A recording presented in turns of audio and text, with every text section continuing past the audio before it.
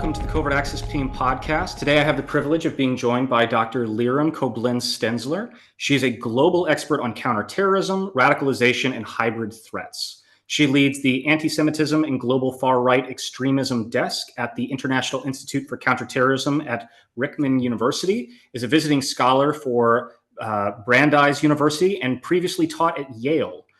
Dr. Koblentz works to map the far-right and far-left ideologies spread across platforms, evolve through memes and coded discourse, and translate into real-world security risks. She blends OSINT with ethical and strategic insights to help governments, tech platforms, NGOs, and communities detect early warning signs, share policy, and respond effectively.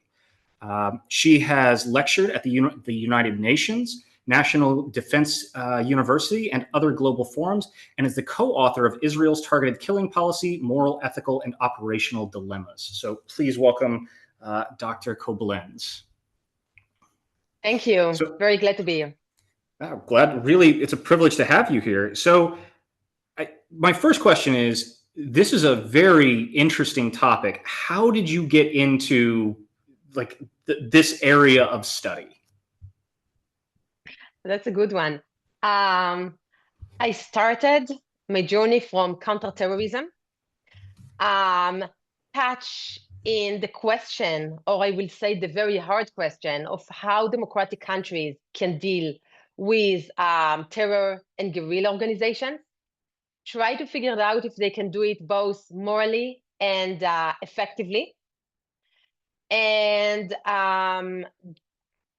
from there, understood that counterterrorism, it's everything we see. It's not only terror organizations, it can be even individuals. It can be even lone wolves.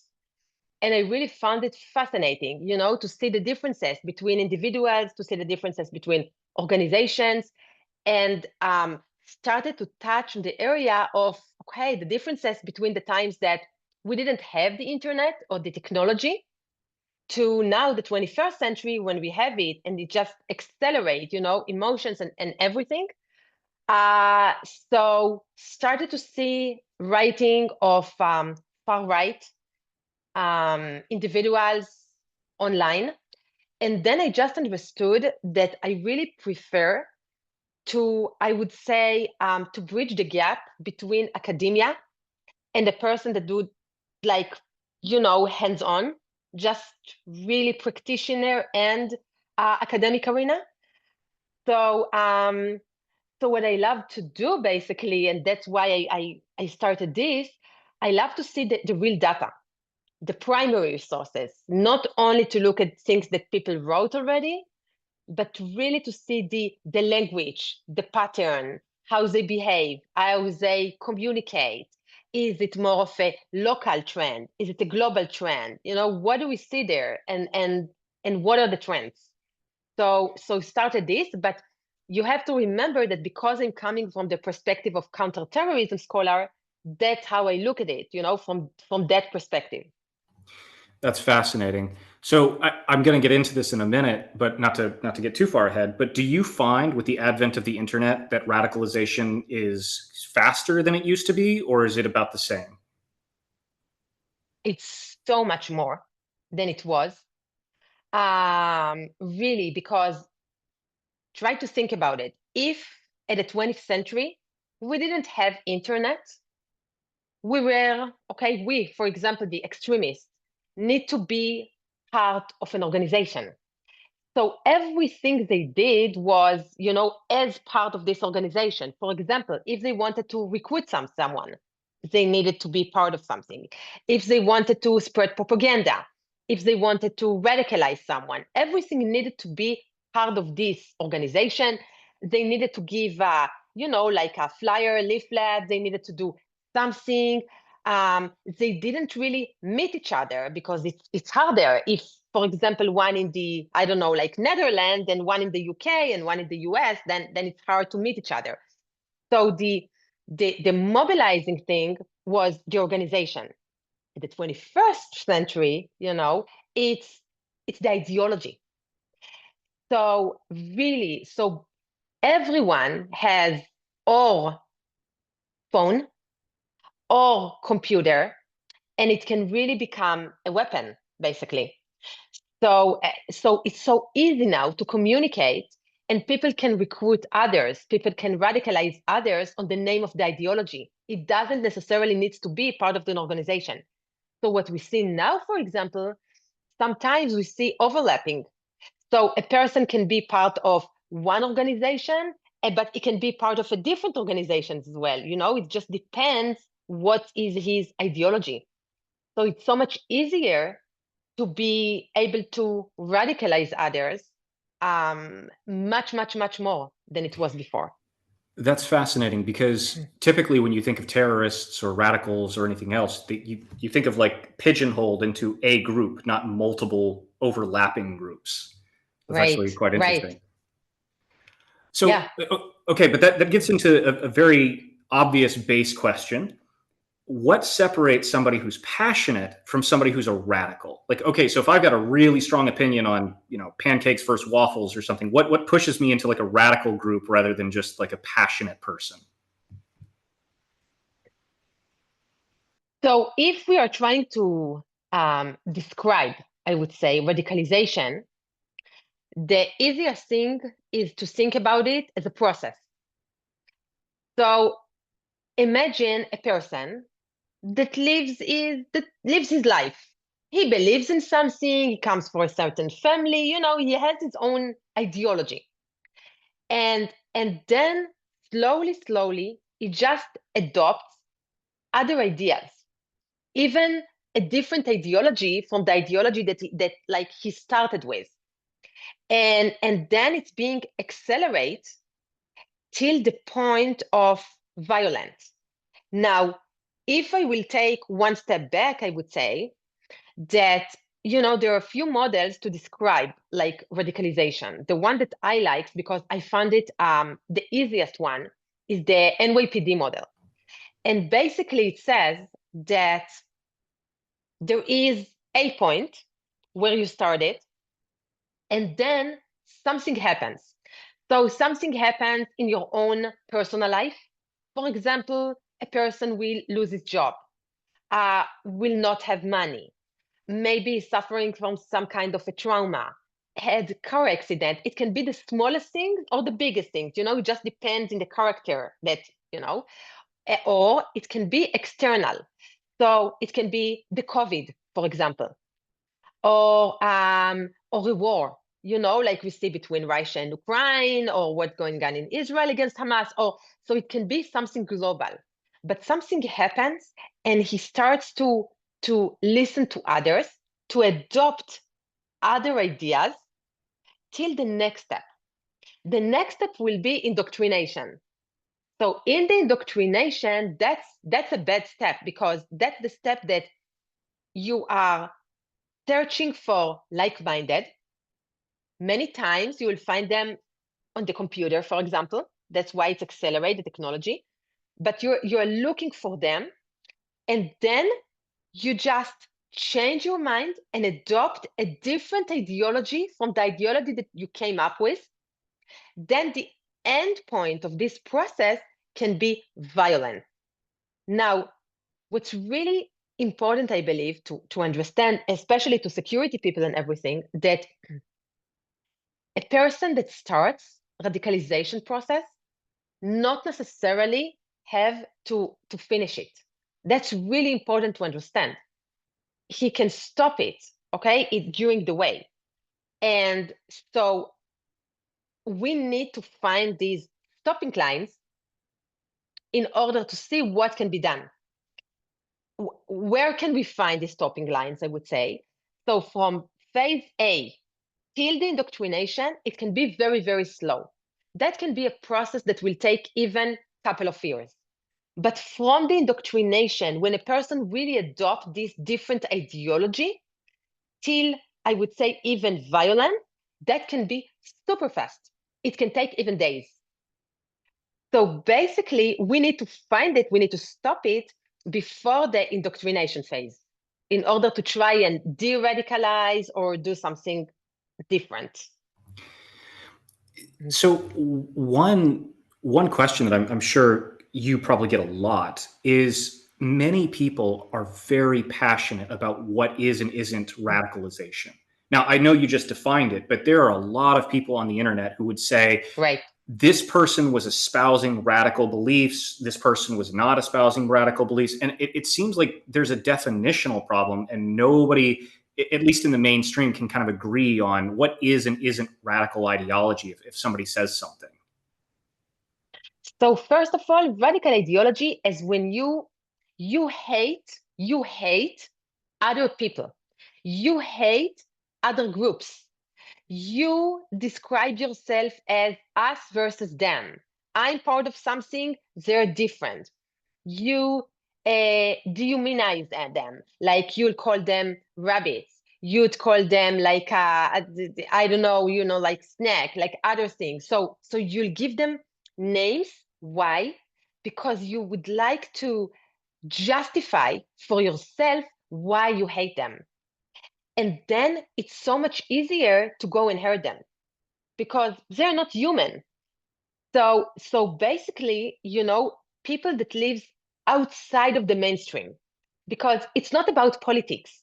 A person can be really passionate about politics. It can, dislike a candidate, prefer a different candidate, but it really depends how and in what manner we look at the other side. And then, of course, what he will do. Because, and again, there are, if we will say we have radicals, okay? Under these radicals, we have subcultures, sub-ideologies. So, for example, okay, try to think about the far right.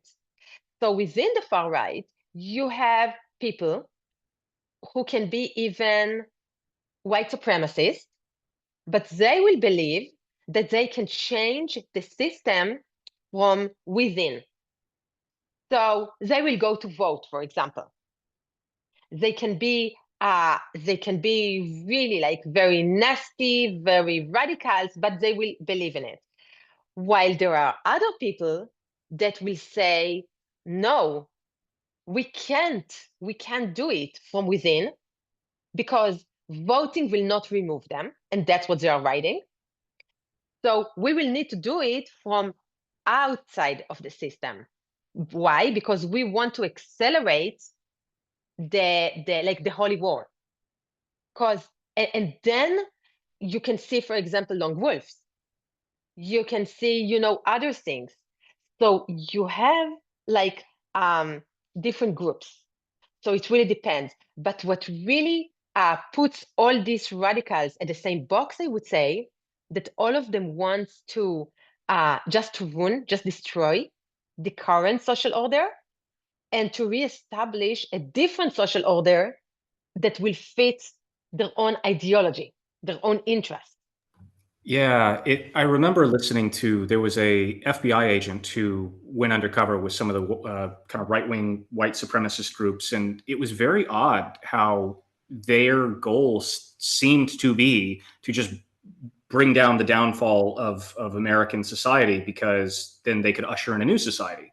It was very strange. It's not at all what you would expect, right? Like I think that, but you're right. From what I've seen, a lot of these groups they seem to want to just burn it all down and start from scratch and bring and kind of usher in their version of things from the ground up, which Exactly. It just depends.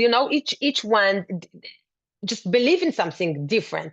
If a person is white supremacist and want all his like country to be full of white people, then he will go against minorities. Even someone from the far left want like capitalism, want other things. Don't want colonialism. So he would like to destroy this social order in order to create a different thing. So it just depends from where are you coming and what is your ideology and interest. right. But so if I understand you correctly, if I understand you correctly, you're saying that all of these radical groups, for the most part, their end goal seems to be just the destruction of civilization or the system and then start anew. The system, yeah, not civilization, the system, yes, yes, Okay. exactly. The system that they live on, that they live in, their country, the habits of the country, the things that the country believe. For example, they want globalization. They don't want, I don't know, like some people do not want abortion. So it's really, really depends. But again, it's not politics, because politician, it's okay, one is more conservative, one is less conservative. It doesn't make them radicals. So radical is one step, ahead of it. Right. Interesting. So you had mentioned previously that it's very important to kind of identify people who are going through the radicalization process and kind of stop that before they get to the final step. Do you find that there is an ideal moment or time when it's easier to pull somebody out of radicalization than other times? Is it easier at the very beginning, at the very end, or? So it's much easier at the very, very beginning. It's much, much, much harder to do it at the end, because at the end, the ideas of this person will be, he will feel that it's own ideas. At the beginning, he will feel that he's just searching for answers. So the point is that he needs to search for answers in the right places, and not in the wrong places. In the internet, I'm calling it like to go down the rabbit hole, because it's very, very easy to go down this hole, and then to try and figure it out and to try and find like other ideas. Right. Okay. So one thing when it comes to radicalization, something that I've noticed, and maybe you could correct me or give your insights into this, but when somebody tells me something, I prefer pancakes to waffles, or the force of gravity isn't 9.8 meters per second, it's 10. I don't take that personally. But there's two topics that I have found, or really one topic, which people will genuinely take personally, and that tends to be religion. But it seems like people who are very radicalized, they seem to be just as passionate. Like if you're whatever it is that they're radicalized about, if you criticize it, critique it, or go against it in any way, shape, or form, they seem to have the same level of vitriol or reaction to this is the most important thing, almost like you identify as this thing. It's very passionate. These people, as far as I've seen, tend to be extremely passionate about whatever it is that they're radicalized in. But am I off the mark there? Am I reading too much into it? So for sure, religion is something people tend to think about it in really lots of passion, Of course. but still they can be passionate about it, but they won't go and they won't do any actions. Right. Or, so it really depends where we put the line. Sure. And what people are searching, and who are the like-minded that people will find. Sometimes, for example, when a person comes for I don't know, from religious family, he will have these, two demons, I will say, the good and the bad, that will tell him, oh, Sure. that's good, that's bad, But when a person is in a process of being radicalized, and he will go down and down and down to this rabbit hole, for example, he will find what I call echo chambers. He will find these places where he will just hear his own people, his own voices, and then he won't have the good diamond. He won't have like the good demon. He will, because he will see just the nasty things, this horrible talk, this, okay, how will we win, what we will do. He won't have the other side that will balance that, and that's the catch. That's very good insight. One of the things that I've noticed is, and I'm curious as how you'll react to this. A way that I can often spot people who probably are very, very within echo chambers is I'll simply ask them the question, whatever they tell me, whatever they're passionate about, I'll just say, just out of curiosity, who do you listen to that disagrees with you? And if somebody says, well, nobody, I don't listen to anybody who disagrees with me. It does tend to tell me a lot when you ask just the simple question of like, who do you listen to on a regular basis that actually disagrees with you? And sometimes you'll have people who will say, I literally don't listen, and I would actively avoid anybody who disagrees with me. And it just, to me, that it's very telling when people actively avoid anyone with a different opinion. You're so true, and that's exactly when people tend to go to these echo chambers. It can be, by the way, it can be not only a computer, it can be even TV channels. It can be news, a certain, very, very specific like thing. And then the problem is that they will see the world, that's what I believe, that's my own personal interpretation. They will see the world as one big conspiracy theory, as the way that people tend to tell stories, as their own perspective is the right perspective, and all the others are completely wrong. And that's why you yourself try to convince them, but they will say to themselves, "Oh my God, what is he saying? That's not real. We know the real thing, and it's not it." And that's why they will tell you, "We don't want to hear what you have to say." And that's an issue. It's a huge issue because you start to, like you said, with these echo chambers and the internet. I mean, my God, with especially things like Reddit, where you have subreddits just for a specific group or topic or group, or Telegram or anything else.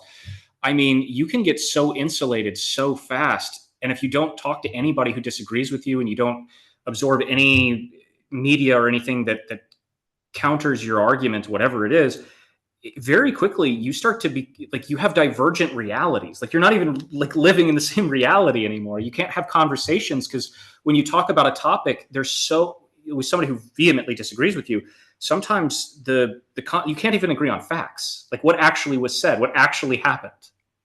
Exactly. And it's really interesting. In one of the classes that I was teaching, one of the students, she came and we started to talk.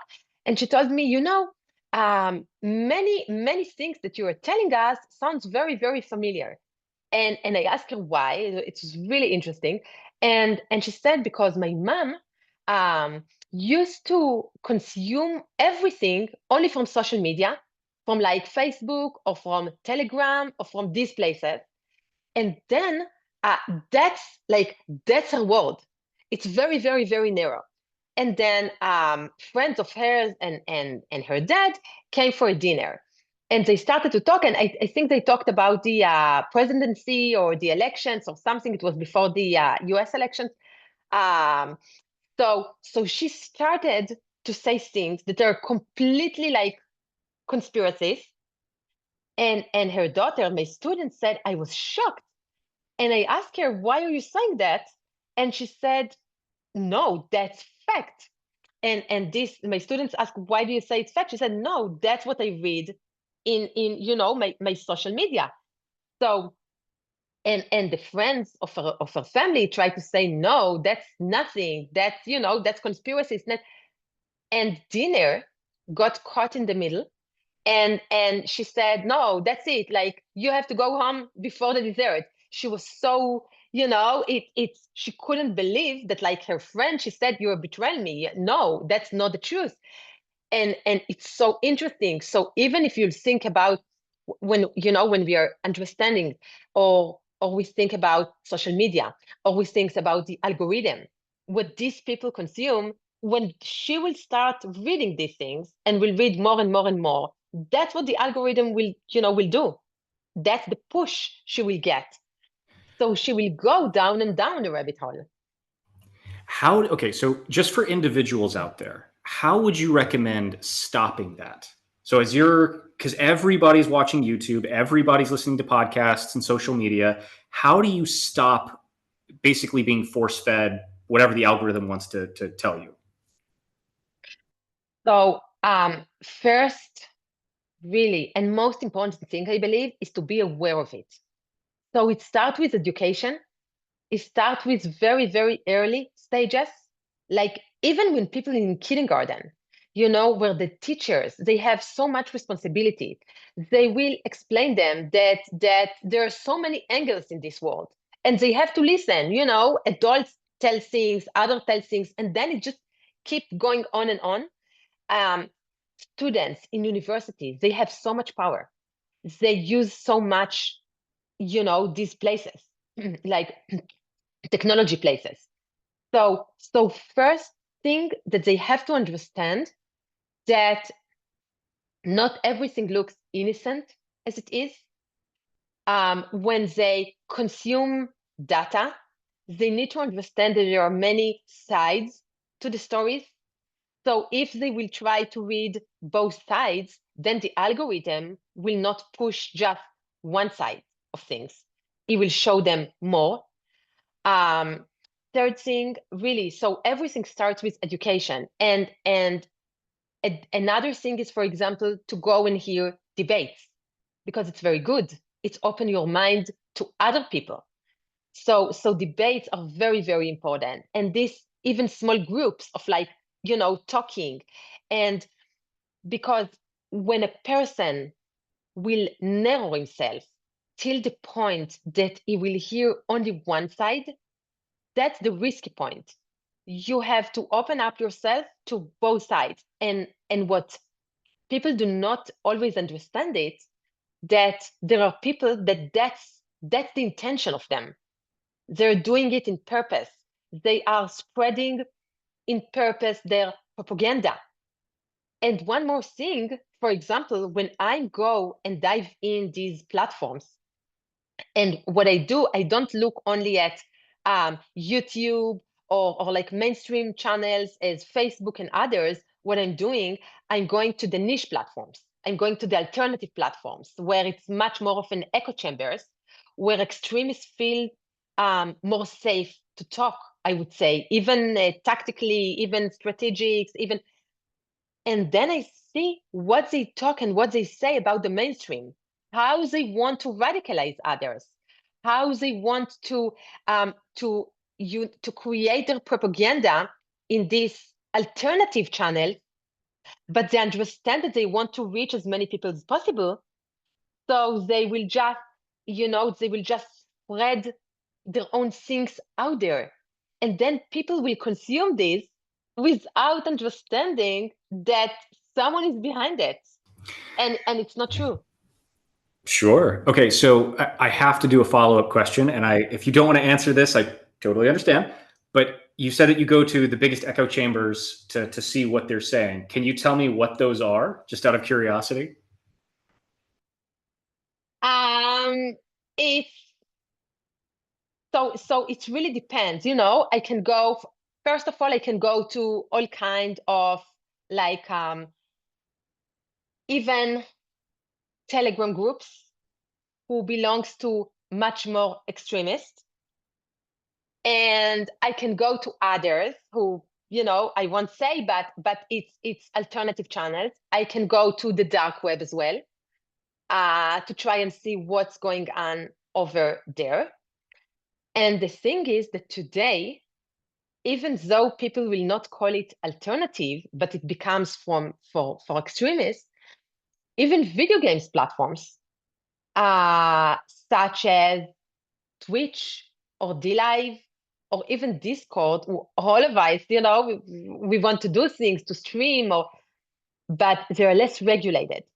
So when I'm saying alternative channels, I mean the less regulated platforms, because for the extremists, they want to be out there. They want to be in the mainstream world. They want to be in Facebook and Telegram because they want to radicalize others. They want to awake them. They want them to see the world as they see the world. They want to maybe to get some money for their operational. They want to, to recruit people for their own purposes. So they want to be out there, but they understand that if they will say certain things, for example, they can be blocked. So they have to migrate to other places. And then they're going to platforms who have less censorship, I will say. And they will be able to speak much more freely. They will speak there, but they will try to get it back to the mainstream world. So, it's like a circle. Gotcha. So do you think that platforms, Telegram, Discord, Twitter, whatever, do you think that it would be beneficial if they were more regulated? Um, that's always the question. And by the way, that's one of the questions that I tend to ask my students, because it's like the chicken and the egg. Because the problem is, on the one side, it's very good that they will be more regulated and, less hate speech and things like that. On the other hand, if it will be more regulated, and I think we see it much more from January 6th and what happens with the Capitol, then these people will go much, much, much deeper, and it will be much harder to find them. So, like for intelligence bodies, for security, for things like that. So, so it's only really the question of balance it. Sure. I mean, that makes perfect sense to me. I work with a lot of different groups that try to find these people, and they all say the same thing. Like if you hyper curate what you're doing, these people will just go hide on the dark web, and then it becomes harder to find them. But if you allow them to be in Yes, places, it's really easy to instantly say, oh yeah, that guy. exactly. Because in the dark web, it's almost really impossible to find a person, to understand who wrote it, why it's completely anonymous, and it's very, very hard. Very hard. Sure. Yeah. So talking a little bit about spotting radicalization and things like this, and I know that people, they will tip off authorities, right? Like, hey, I think my friend is, or this person that I know is maybe going to be doing something bad or anything else. The National Threat Operations Center, this is basically what the FBI is using for threat intelligence.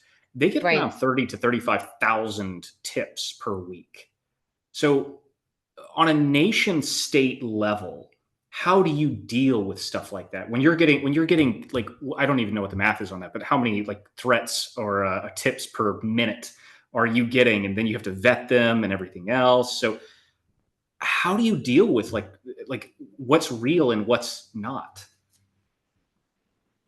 That's really good question. I assume they have so many tips.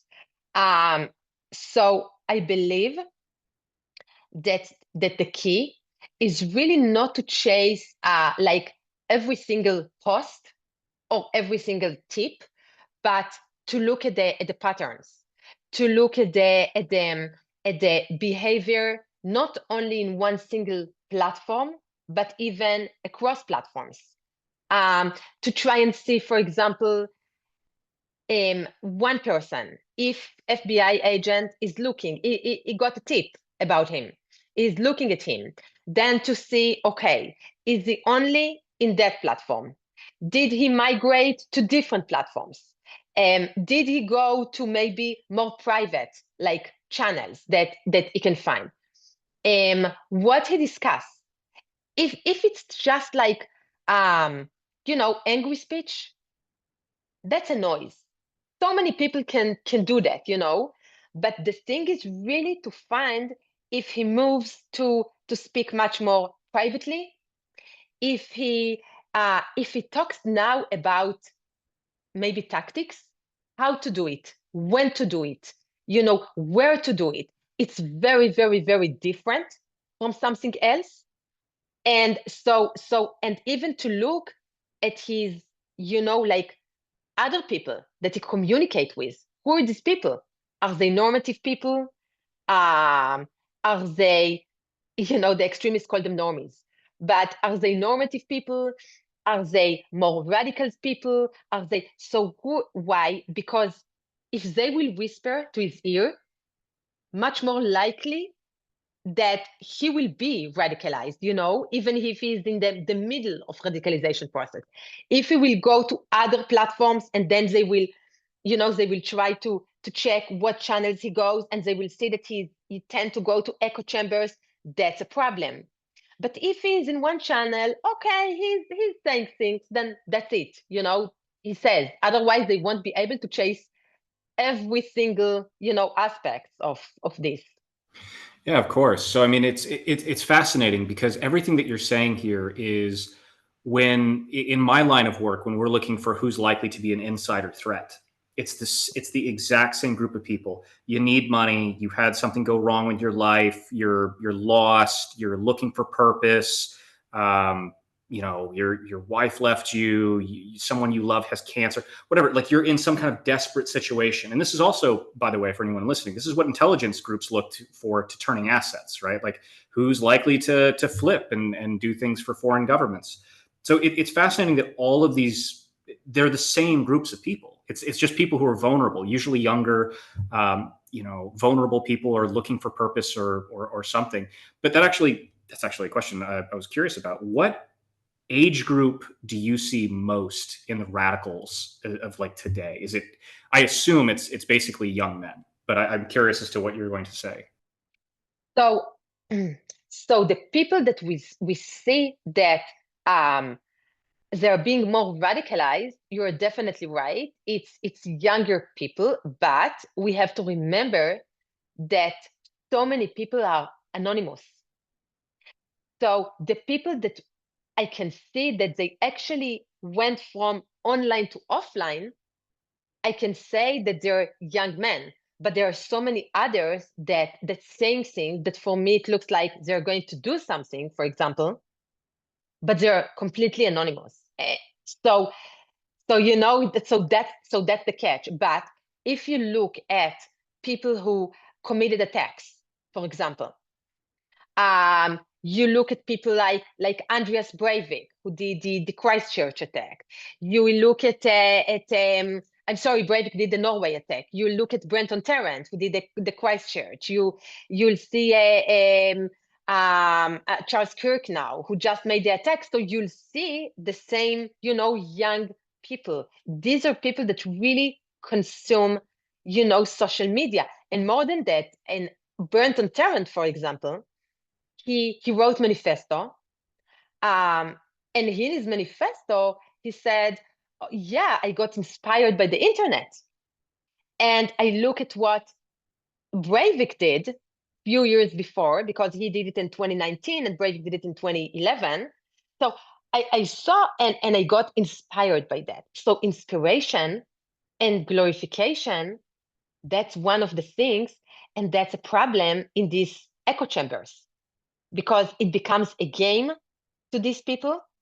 And that's one of the problems, especially when we are speaking about, young people and people who sometimes even it's really something that they see common, like blood, even in video games. It's, they see it all around, right? They see movies, they see.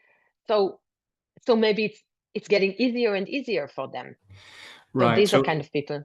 So it sounds like what you're saying is that basically modern society, with the internet, video games, movies, TV shows, like, we're becoming desensitized to these kinds of things, and they're not really, you don't, it's almost like we have a disconnect between what is real and what isn't, both in, like, ideologically speaking, but also like actually real. Like, you see enough video games or movies and you think, well, that's real life, like, or at least that there's no difference. Yes, yes. And that's exactly one of the problems. And extremists know how to manipulate it. They know how to control it. Even, if we will talk about video games.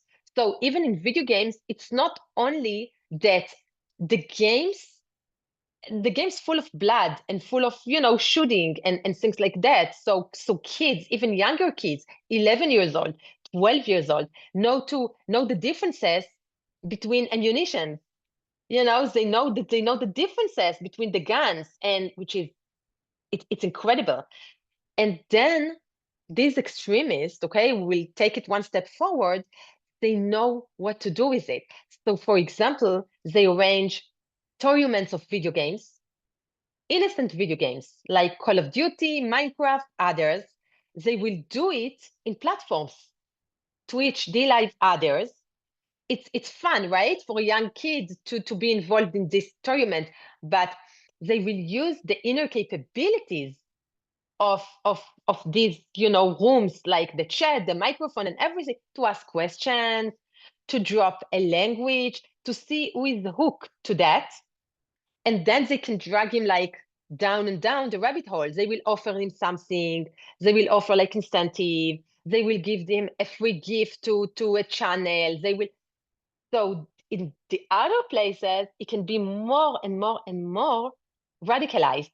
So it's the blood, the violence and everything, and also the fact that they're using video games as a tool to radicalize others.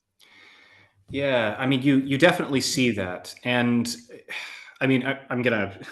There was a story a while back. I think it was about a year or two ago, where some Air Force kid, 18, 19 years old, he was on a Discord channel, and I guess some of his friends did like they were goading him. They're like, "Oh, you don't really have a top secret clearance or something," and he started putting stuff on Discord because, like, no, no, no, I'm going to prove to you that I have this, and uh, let's just say it this way: young kids are kind of idiots, right? We all are. Everybody looks back on themselves 10 years prior, and they're like, "Yeah, I was an idiot." And Right.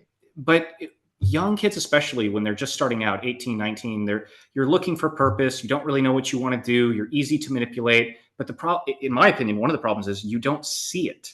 I don't think that 18-year-olds realize how malleable they are. I don't think that they understand how easy it is to turn them in one direction or the other, especially with some of these, basically, let's just call them assassins or mass shooters like you're talking about, Right. where whenever it happens, inevitably you'll see like, oh, from 1 to 18 or 1 to 17, this was a good kid. And then, he got radicalized, and it seems to happen in a really short period of time.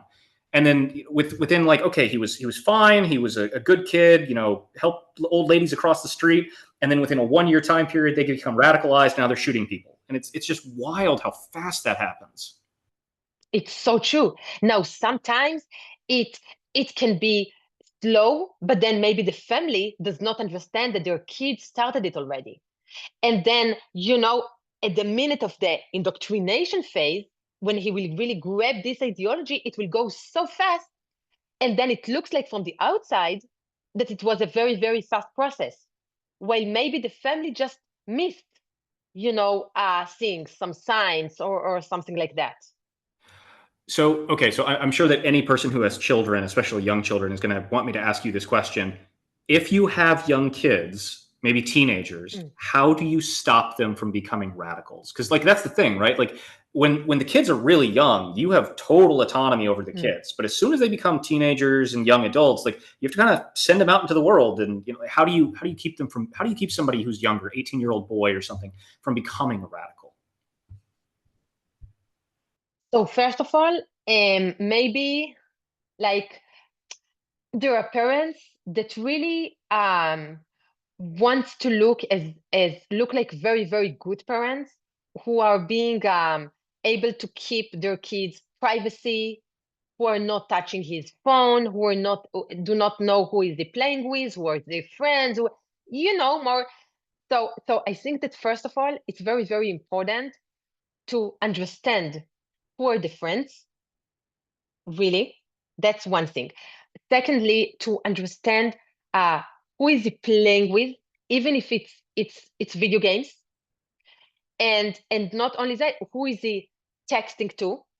There are many softwares, for example, that grown-ups can use in order to detect their kids' phones. Like it will show them nasty, jargon, things like that, so they will understand that, okay, my kid used this in this language, or someone else used it on my kids. Or so there are software like that, and then they will understand that's a problem. Um, and I think that schools need to be much more aware. I mean, right, it's our responsibility as parents, it's our responsibility as kids, but kids do not understand their own, responsibility until they're older. So it's the responsibility of the people that we are hanging with them the most of the day. I mean, when kids go in 7:30 to school, for example, and come back at 4 or even after, that's responsibility of the teachers to teach them, these kind of things, to explain them these kind of things. And by the way, extremist people, they're really afraid of that, because I see when they're speaking, they speak much more about homeschooling, because they're saying we don't want that our youth will be indoctrinated to globalization, to other things, by their school teachers. So they're aware of that. So I think that's a very, very big responsibility of our school system as well. But do you find that, I mean, one, I already know exactly what teachers would say, and they'll say, that's not my job. I know what Yeah. I know they're going to say, like, look, I'm dealing with 30 to 50 kids all day. My job is not to spot radicalization.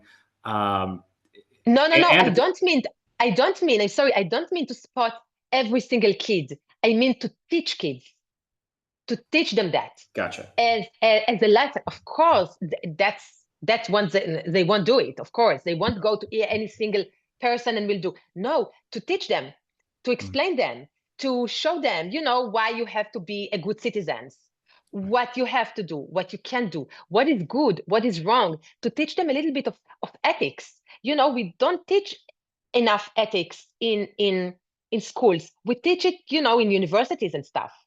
But to teach it in schools from a very young age, I believe it's very, very helpful, because sure. at the end of the day, it's our own responsibility what we will become. So no one can do it for us, not even our parents. People can guide us, can take our hands and tell us, okay, till this age, we can do it. But from when they're 18 or when they're 21, at other places, they're in their own. So they will live with everything that we've been teaching them all of their life. Sure. But what happens if you have a teacher who themselves is radical? What do you do in those situations? Because it does happen. I mean, what would you do if your teacher's the radical one? So I think that's the parent when they have to come in, to jump in, because if the teachers, and that can happen, of course, if the teacher is radicalized, for example, or trying to radicalize others, I'm sure 100% positive that kids some kids will come back from school and we say, oh, today our teacher, they taught us that, and today our teacher taught us that, and today our teacher taught us that. Now, if it's exactly as I said before with the FBI, if it's one day, it's one occasion, okay, the parents can be, she had a rough day, she said things, she didn't really mean that things, even second time, okay. If it's only one kid that came home and said it, but then, if the person, the parent is really aware, as me as a parent, for example, I, for example, first of all, will ask my kid, okay, tell me other things that this teacher was saying. Then I will write to the other people, to the other, group of parents. Did your kids come today from school and said something? I won't say what. I will ask if they said something about the teacher. And then I will hear that, yes, they said, and it will happen again and even again. Then I would go to the principal and, we'll ask to consult with the principal, to tell them, to the principal or the staff, and we'll explain, we'll say that there is a problem, and if they can check with the teacher. So I think it's responsibility of many, many people here. Yeah, I mean, I agree with that. Actually, I mean, you're a lot of what you're saying is basically just look, you have to be involved. I think that a lot of people just they kind of want to, hey, I'm busy, I've got a job, I don't have time for this. The same thing, right? So the teachers are saying, look, it's not my job to figure out which kids are radicals, and the parents are saying, look, I'm relying on the teacher, and it's kind of like everybody's trying to put the responsibility on somebody else. Yes, it's everywhere, even in a for employers, for example, right? They can be in touch with the HR, because usually the human resources knows if a person has a problem. If so, of course, she doesn't need to say the things, but if a person will be more in a grievances, will have difficulties, more likely, as you said before, he will get more and more radicalized if he has problem and if he has these ideology or other issues. So I think it's really everywhere that we need to be involved. Sure, I would completely agree to that. Um, so here's a question that in my line of work I get asked all the time. How do you spot insider threats? because in my line of work, oftentimes, if you think of any organization, like any corporate office you've ever been in, they all tend to Right. have kind of flat physical networks, meaning like once you might have an ID badge to get into the door, or you have to pass by a secretary or something. But once you're past that point, you can go anywhere, right? You can go anywhere and you can do anything. There's no other security checks usually beyond that point. And one of the questions is that I often get is, if you have a building like this, and some of your employees are starting to become radicalized or they're bribed or anything else, how do you stop it and how do you spot it?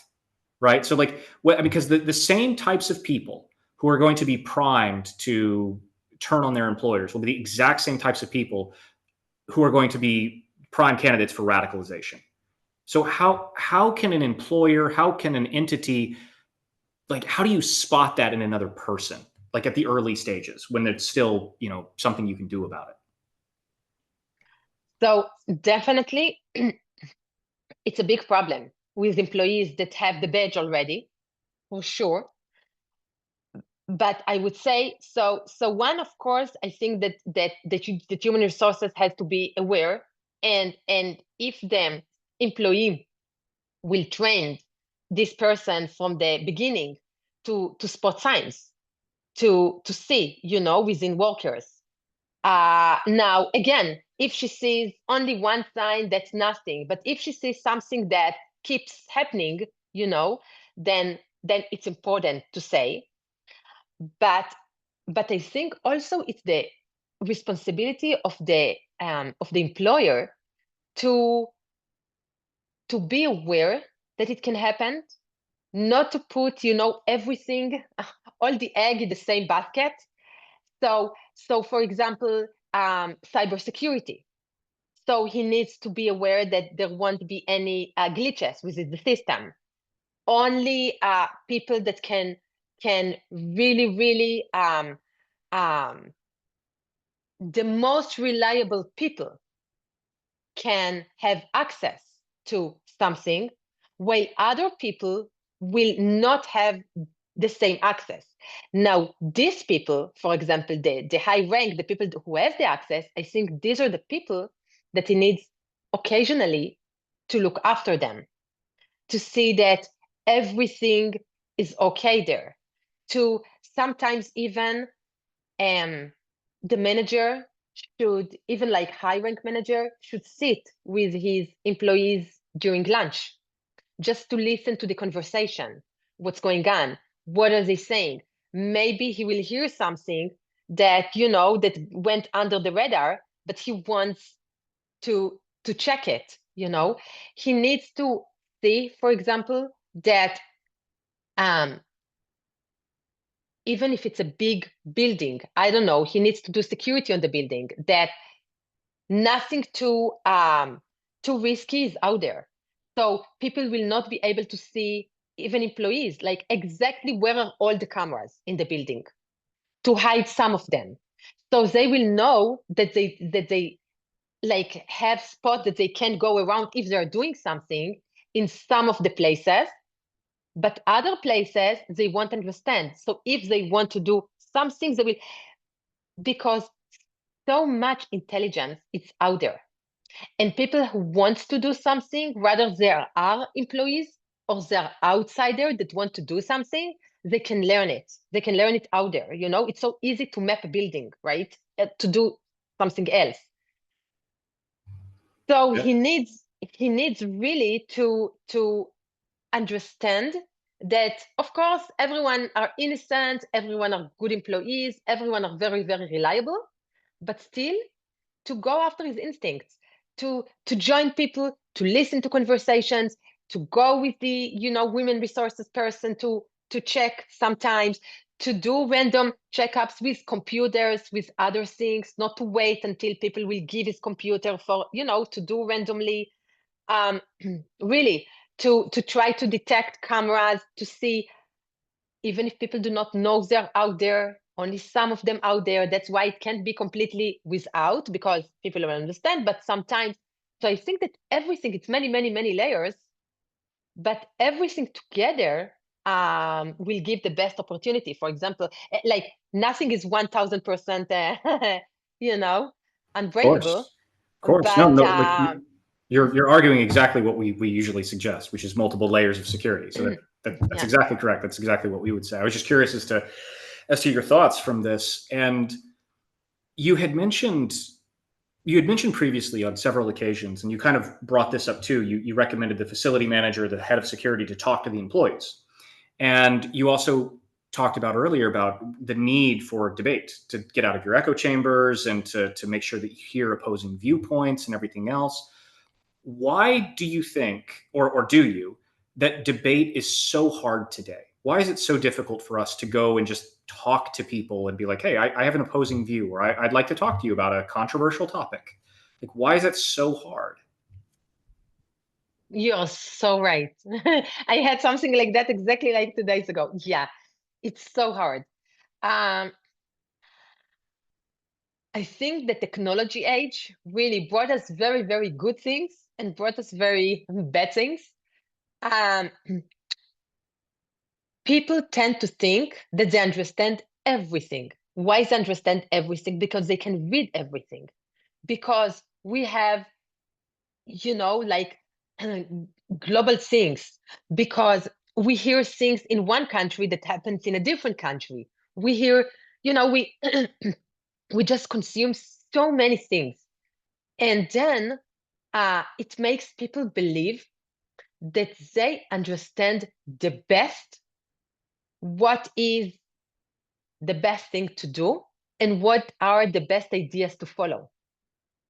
And when that's happened, this point, I believe that it's really, really hard to convince people to go to the other way around, which is very nasty to say. I know it's super, super hard, right? Because it just shows how bad the situation is. And I really believe that the situation is bad. I mean, it's very, very hard today to convince people that they are wrong, because even with ideology point of view, people can be part of a family that believe in A, and then the minute their kid is go outside, like see the world and read things, and he doesn't live in his parents' house even, so he won't hear again the same views that he heard all his life. Now he has something else. It will be very, very hard to convince him to go back, especially when he wants to hear more and more and more opinions, and will start to consume this and will start to see this. And it's going again to the point of, you know, of the algorithm and what it shows that and what we read. And and the fact, for example, that in the past, imagine like the broadcast even, right? We had one or two or three TV channels. We had everything. We needed at 10 a.m. We saw, I don't know, like something about traveling. And then we saw a kids TV show. And then we saw songs. And then we saw, that's it. So we could see everything. But then we started to have all kind of channels. We have MTV, we have The Good Life, we have news, we have so many channels. So each one can just choose its own channel and stick to it. And by the way, that's exactly what happens with extremists. They're doing this narrowcasting when they know exactly who are the target audience and what they should push to this target audience. So if it's Generation Z, for example, they're saying they want to see 6 hours documentary. We need to create 1 minute YouTube short. We need to create 1 minute TikTok in order to radicalize them. If they want to radicalize Afro-American people, they will know exactly how to do it. So they know exactly how to target the audience group. And that's a problem today. So you had mentioned that it's very difficult to change somebody's mind, which I 100% agree with you on. But we also seem to have lost civility, just the ability to just debate. Like, okay, you and I disagree on something, and you can say one thing, and I can say another, and we can just civilly disagree. Like, why is it that, like, oh, I don't need to change your mind, or you don't need to change mine on any topic, but we've lost that ability to just say, I respectfully disagree. Like, You're I so think right. that seems to be such a big problem. Yeah, but I think that that's part of the problem, that when people tend to debate in the past, they felt that there are things that they don't understand. There are things that they don't know. And today, people tend to think that they know everything about the world. So why someone will come and will change their mind? If they want to change their mind, they will go, that's what they feel. They will go and they will read it by themselves, you know? And that's the thing. And that's why we live in an age when radicalization, and that was, I think, your first question, radicalization is accelerate. It's very, very easy to be radicalized because we lost this really ability to debate. We lost it. And that's why, and again, part of education, that's responsibility of schools to teach it. It's a skill. It's really a skill that we lost. And schools need to understand it. They need to have many more groups who does it, but it's not only a club. It's something that they need to do in school. And even a problem, I see it with my own kids. When in school, for example, they ask for debate, they let you choose what side you want to take. I say, no, don't let the kids choose their side. Give them the side. Even ask them, what do you believe in, this side or this side? They will tell you, we believe in A. Okay, so tell them you're going to debate on side B, because we want to teach you how to be respectful for the other side, how to convince other, even though you don't believe in it.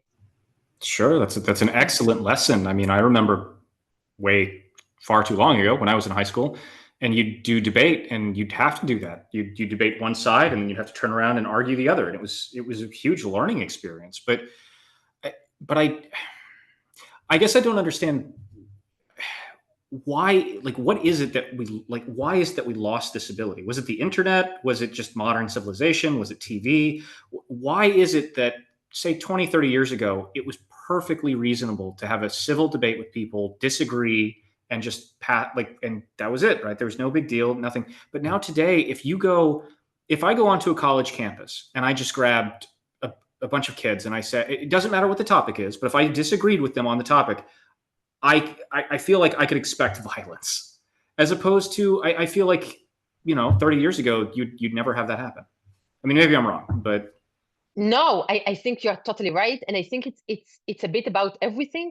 I mean, it's technology, it's TV, it's the fact that we live much more in a very, very harsh society that wants to do things very, very fast, that people get angry much, much, much faster than it was before. People are much less peaceful, in like peaceful mind. So they get nervous so fast, so they don't even want to hear the other side before their temperature will just, they will lose it. Or they don't have the inner patience to just sit and relax and listen. I know it happens to me as well, right? It happens to everyone. It's not something that I see from the outside and I'm saying, oh, I'm like innocent of that thing. No, it happens to everyone. And the internet just accelerated, TV just accelerated the fact that really it's not that I have now to have a friend from another country that will come and explain me something, and then I will listen and will say, oh, he is explaining something very, very interesting because he comes from a different place. The fact that we can read it ourselves, we can see it ourselves, that's a problem. Another thing, I think that we are very, very affected by narratives. And I think that many TV channels even have their own narratives. And that's what they spread. So they spread what they believe in. And then that's the one side of the story that we will see. We won't see the other side of the story. Because many times we prefer, for example, a person prefer watch CNN He will see something. A different person prefer to watch Fox News. He will see a different thing, but he won't think about jumping from place to place. Why? Not because he thinks that they're telling bad stories at the beginning, because he will like the person who say the story. He will like the way they put it together. He will like the atmosphere. He will like everything about this channel. So he will just prefer it. And then he won't hear, other things. And then if someone else will come from a different place in the world or something else, he will say, no, I heard this story. I know everything about it. TV channels told me, the social media told me, why do I need to hear you? Why do I need to hear your own side of the story? And I think that's a huge problem. Really, that's a huge problem. I absolutely agree with you. I think that we all have this a lot of people have this confirmation bias where they think something and then they go seeking out sources that just confirm what they already think. And one thing that people, for whatever reason, they don't seem to understand this is that people lie. And maybe they're not lying, but maybe they're just misinformed. And people who you trust or people who you're watching may either be outright lying to you or they might be misinformed or wrong. But one thing that always fascinated me, especially about kind of media, was oftentimes when one media source runs a story and every other media source then parrots that same story, what a lot of people will do is say, well, I looked at the New York Times and MSNBC and CNN and all these places, and they all confirmed my what I thought. And I was like, well, yeah, but they were just all writing about the one source. So you had the one source, and they wrote a story, and then all these other places wrote about that story from that one source.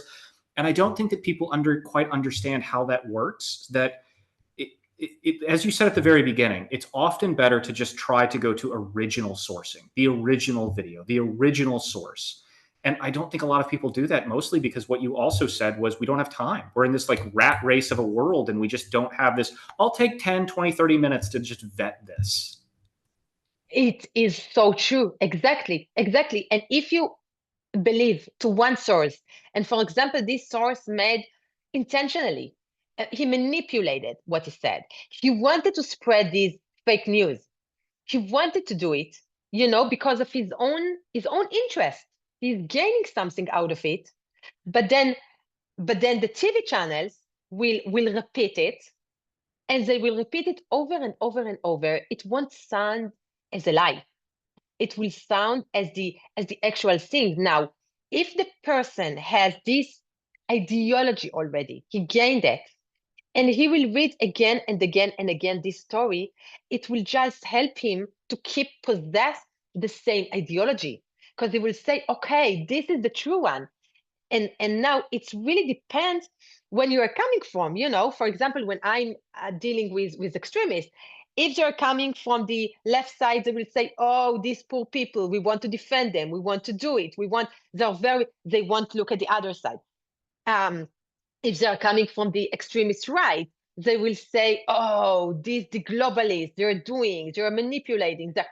So it really depends what is the ideology, what is the ideas that you possess. And by the way, it can be even with employees. Someone really do not like the president of the company. We see so many places where people just come and shoot the people because they got fired, because something else, and these people, it didn't just happen. They have been radicalized with time. So it happens because even if they did something wrong, and I don't know, like the president of the company came and tell something to them, for them, it will look like, no, oh, I did something wrong. This person, we cannot stand him. It will get bigger and bigger and bigger. And then maybe they will hear other people who say the same things. They won't stop and ask themselves, why do these people say it? Maybe because they got frustrated. Maybe they're not good enough. No, because this president, I saw him. He did it to me as well. And it will get bigger and bigger and bigger, like really like a snowball. Sure. And you mentioned earlier that it tends to start with some form of dehumanization. where you'll dehumanize a group or a person or something, and then that allows you to feel all the negative thoughts because you're not dealing with people anymore. You're just dealing with subhuman types of people. And so that yeah, it's interesting because there's a very interesting psychology that goes into this. But what do you think the general time frame is? Because you also mentioned earlier that it's usually younger men who tend to be radicalized, which is almost assuredly true. And why is it that men around the age of 18 tend to be the prime candidates for radicalization? What is it about basically young guys? That's a very, very, very good question. So I think that that's the age when they find themselves, start to find their own identity. It's like they finish the high school, they are going to college, or they need to start, something else. Or they even have like a gap year. So many things can happen during this gap year. They need to find friends. Sometimes, and most likely, we will talk about people who have their issues. As you said before, they're much more vulnerable. They are maybe in the edge of society. They're not like mainstream sometimes. Um, Maybe from a younger age, they had this vision about others. They just didn't do anything about it. But then when they go to college, they will be more isolated, and they will want to feel that they belong to something. They will try to see, okay, what are the other groups? Where do we want to fit in? What do we want to say? What is our identity? So sometimes they can feel maybe that if they will show that they're very strong, that they can do things, people will accept them more. Sometimes they will feel that people that believe in something, that's exactly where they should be, because they're looking for like-minded. So for example, if people go to protest in campus, they would like to join to this protest, not because they believe in from the first place, but they want to be part of people that are doing something. Then slowly, slowly, it will be the opposite. It will be like a bottom up. They will start to listen to what these people have to say because they are part of them now. They will start to adopt this ideology. So that's exactly like the perfect age of doing that. Their parents are not there to whisper their ear, to tell them, okay, um, even even with video games, when parents are home, they can say to even to teenagers, it's curfew time. You have school tomorrow, you have something, so they won't spend so many hours with young people.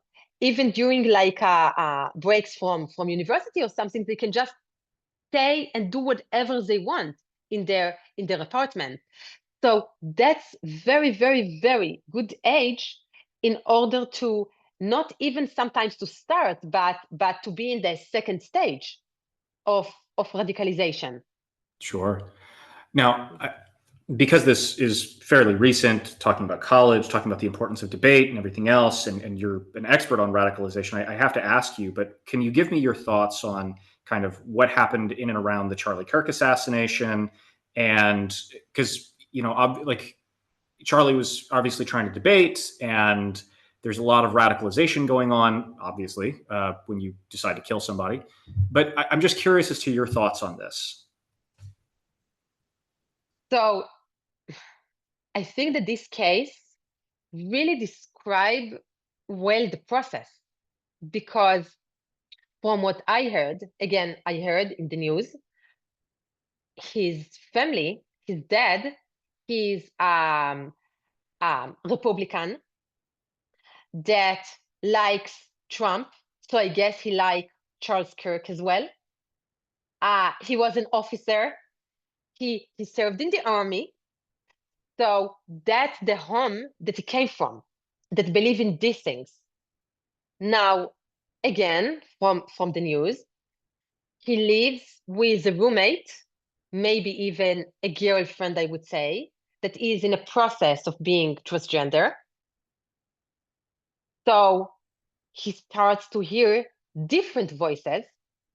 I'm not saying it's only from her, but it's from, maybe he collected something from the society.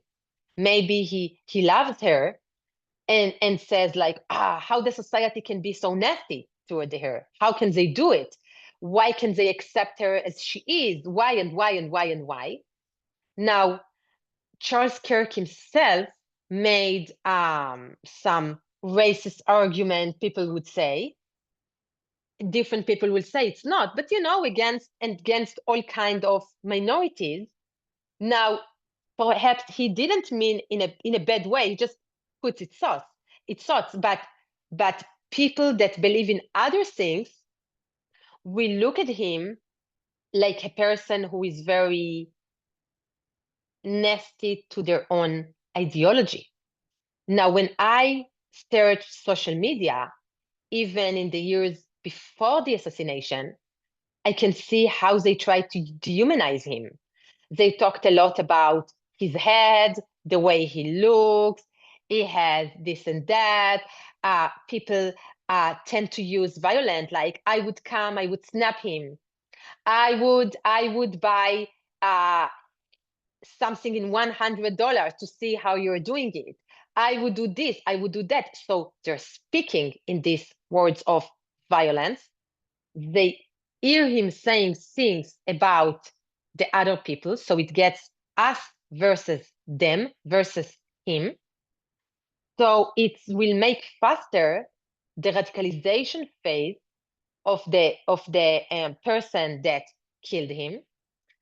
Then we see that in Discord, for example, before the murder, he put some signs, right? That I can stand him, I can that, I can. So it was out there, we could see that. And then it's very, very easy in the US to buy a gun, basically. It's very easy. You don't need to have something in order to buy it.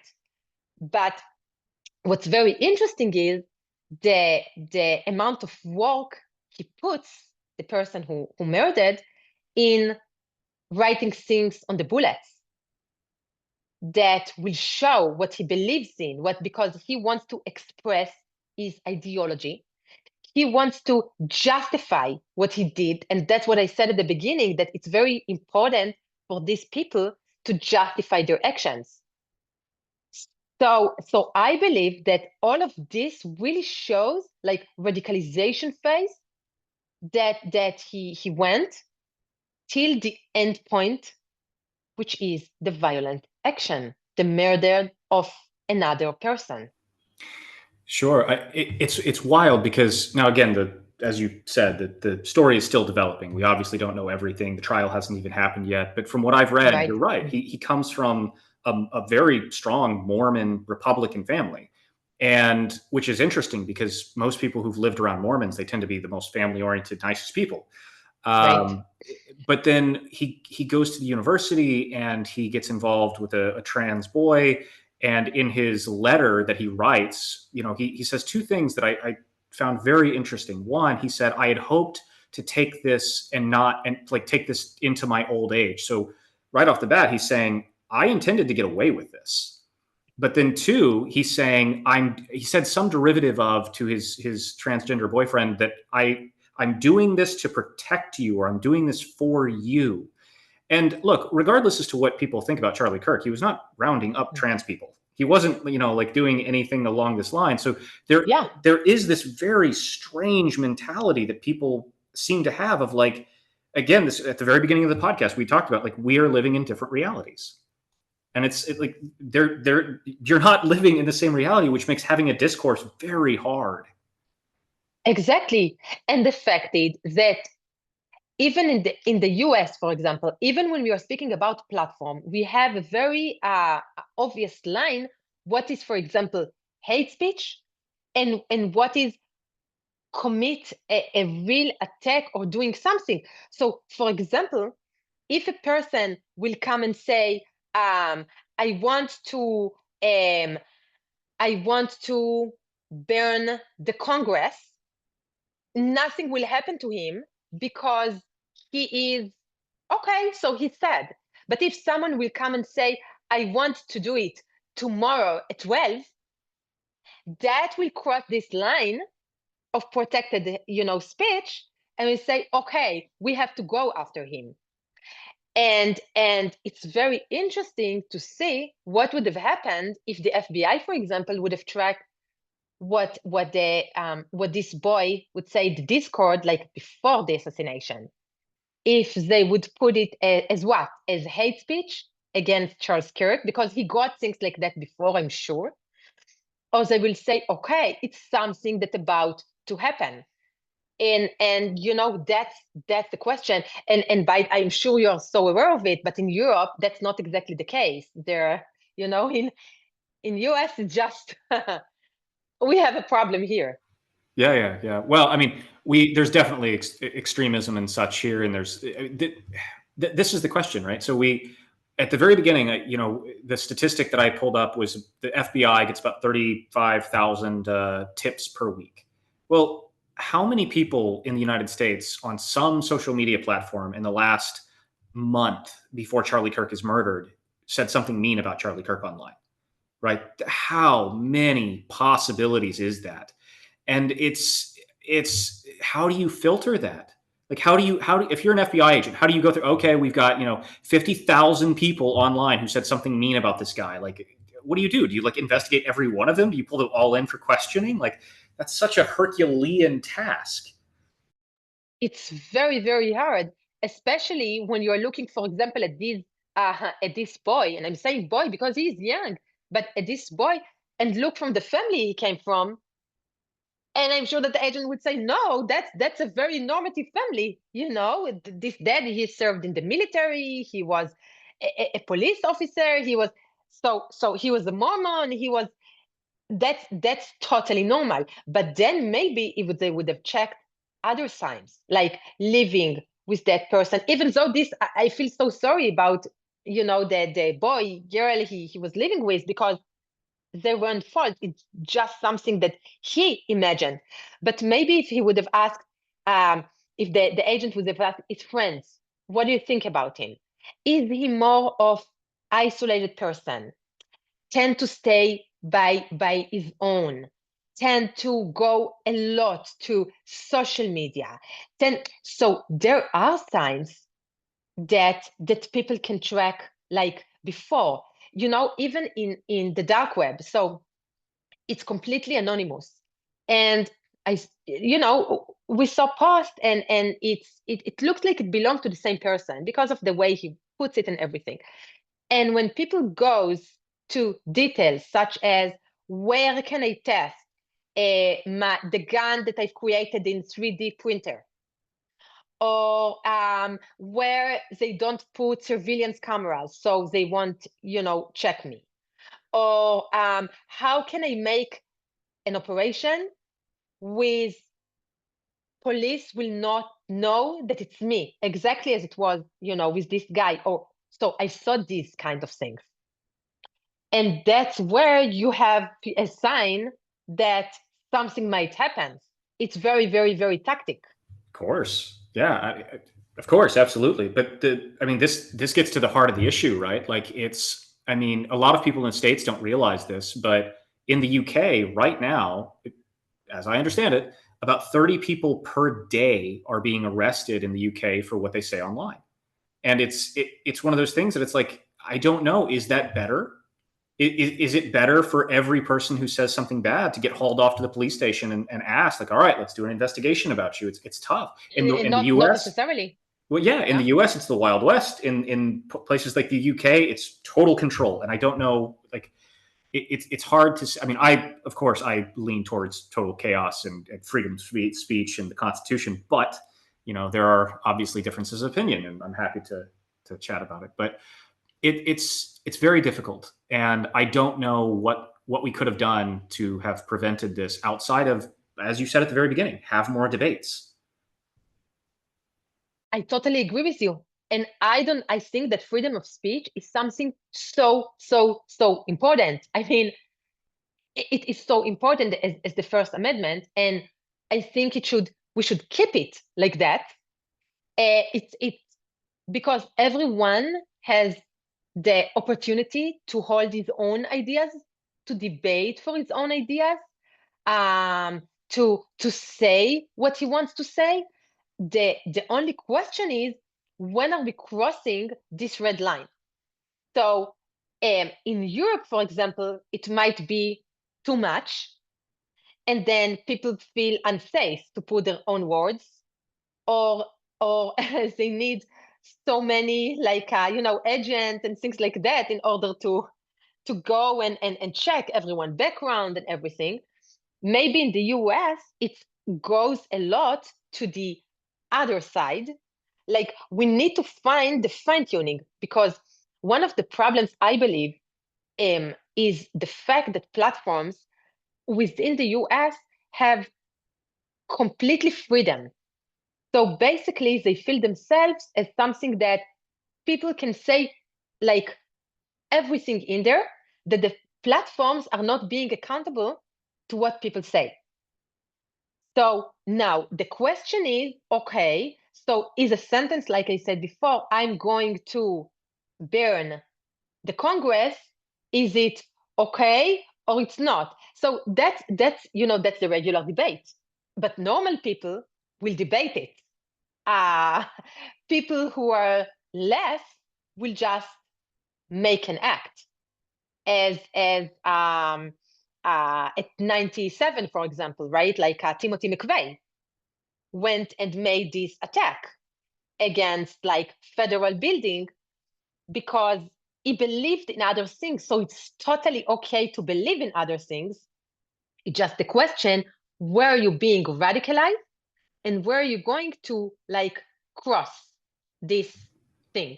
Well, yeah, of course. I mean, as you said, it does seem to be the fact that the end stage of radicalization is violence. No matter what political persuasion, religious persuasion, or whatever it is, it does seem to be that all roads of radicalization leads to violence. And it's from, whether it's a security standpoint, just a general civility standpoint of can we live within a society, but it's crazy how common it's gotten and how bad it's gotten with people being radicalized. Like, and I think that one of the reasons why the Charlie Kirk thing was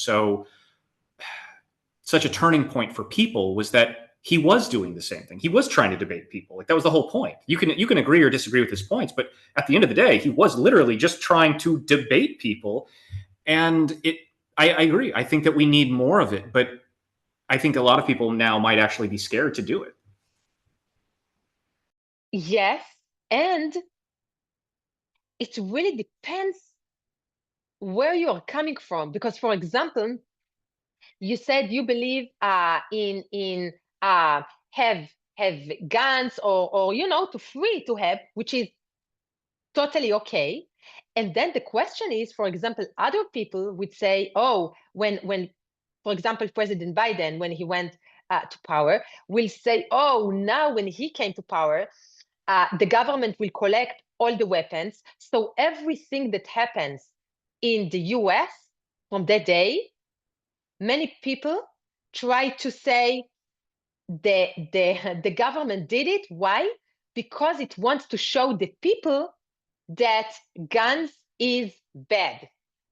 So so it really depends the story that people tell to themselves, if they believe in the real truth or they believe in conspiracy theory.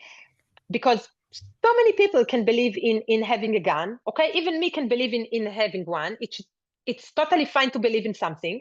It just, after that, the question is, what is the ideology? Like, what is the umbrella?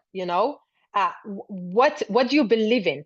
So, for example, every mass shooter that will come to school, if people will say, oh, it's not regular mass shooter, the government sent him to do it because, then that's when people will get more and more radicalized from hearing conspiracy theory. Right. That's really, that's the line. That's the thing here. I think now I'm very curious as to get your opinion on this. I think a lot of this debate comes down to a very simple, but unfortunately very subjective question. I think that every human being can recognize that if a parent were to be physically beating a child to death, that child needs to be protected. Okay, we have to take that kid away from the parent. But at what point do you say, okay, what about if they're just insulting the kid? What about if they're spanking the child? And I think a lot of this comes down to what is the point of where government or other people in society should step in and say, okay, well, I will take over from here. Your rights, your privileges, your things should be stripped away from you because you are now doing harm. Because that's the problem with a lot of this is people say things like, you know, well, you shouldn't be allowed to say this, you shouldn't be allowed to have that because of these reasons. And it's like, but we can't agree on any of these things. We can't agree where the line is. And as a result, we can all agree on the extremes. Like everybody can seem to agree on the extremes. If I say hello to you, that doesn't violate your freedom of speech, right? Like that's not an insult in any way. But there on either end of the extremes, we can always seem to agree. But when it comes to the gray middle ground, it seems like not only can we not agree, but we can't even debate things anymore. I agree with you so much, and the way you put it, really, with the kids, and that's amazing, really. I've never heard someone put it that way, and it's really good. Yeah, and that's exactly the problem, that many things out there, we don't have clear definitions for them. That's a problem, because when we have a gray area, that's our weaknesses. Even the term terrorism, we do not have a definition for that. We do not have anything global for that. That's a problem. Hate speech. Every country will put it in a different way. And then not only that, but now the problem is that we have platforms. These platforms are everywhere, right? You have Facebook. You have Facebook in Europe. You have Facebook in the US. You have Facebook in Australia. But it will act in a different way in every place. So the question is, okay, what will we do from now on? Because it's like I say it's like a small government.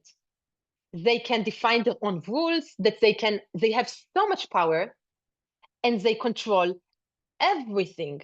We can see it, right? We can see it even after Musk bought Twitter and it became like a private company. He decided that for him, free speech will be the noble thing, so we can see the differences. And then we see, for example, that many people tend to write their names, companies, everything. They have something domain in the US because they want to sit under the US role. And I can understand why they're doing that. But again, definitions. I think the definitions are so important, because a person needs to understand where he stands, what he can do and what he can't do. And when we will have this, even in school, it will be easier to teach our kids. Even for parents, it will be easier to teach our kids. So we are teaching them from the bottom of our heart. We are teaching them from our stomach, from what we know is right or wrong. But sometimes we don't have answers for everything. So I think that even the government should supply the citizens better answers for many, many things. Otherwise, people can tend to think that there is no future, that it looks so dark, and then they can do something. Well, you're right. I think that I genuinely think, I agree with you 100%. I genuinely think that one of the biggest problems we have is we can't agree on even definitions. We can't agree on what words mean. We can't agree on where the line for this or that is. And so it becomes, and we've obviously lost the ability to have a civil discourse in a debate. So like those things are like a perfect storm of like, we just can't get along. Like it's very, very hard to have to get along with people. Now I understand that you have to go soon, and I want to respect your time. So first, let me say thank you very much for being on. It's been a pleasure to chat with you. But I want to give you the opportunity to kind of have a final thought. And what do you think, if you could have the ear of world leaders and everybody on Earth today, what would your statement about radicalization be? What advice do you want to give them? What things would you like to tell them? That's a good one.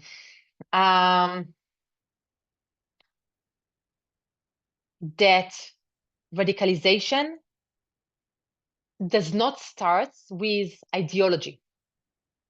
It starts with seeking for identity, with seeking for belonging. Only then it jumps to ideology. So when they're searching, like clues out there, they do not necessarily need to check the ideology of a person. It will happen as a second step, as a third step. After it will happen, it will go fast sometimes from the online to the offline. But it's not always about ideology.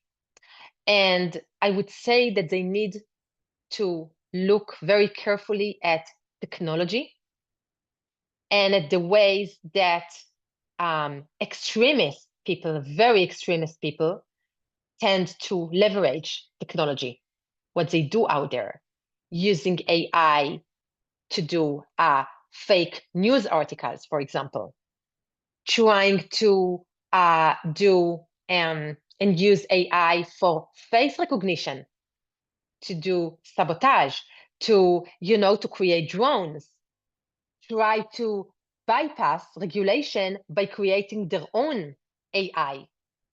So I think that technology, and as faster as technology goes, the faster radicalization goes. So we and security intelligence and everyone needs to be one step forward. Perfect. That's absolutely perfect. Dr. Liram, where can people go to find you? If they want to know more about you or what you can do, where could they go to find you? So they can find me or either LinkedIn or in my own website. If you'd like, I can put it on the chat. I will. I can put it Or in the description of the video. sure. Yeah, so they can see like what am I doing? I'm giving lectures and I'm keynote speakers and I'm doing advising and writing policy papers. So they're most welcome to search for me and to write. Perfect. All right, Dr. Liram Koblentz Stenzler, thank you very much for being Thank on you. today. And it has been a pleasure to chat with you. It's been very insightful with everything that you've said and we've talked about. So thank you very Thank much. you. Thanks for having me. I enjoyed it. Thank you. All right, take care. Bye bye, everybody. Thank you.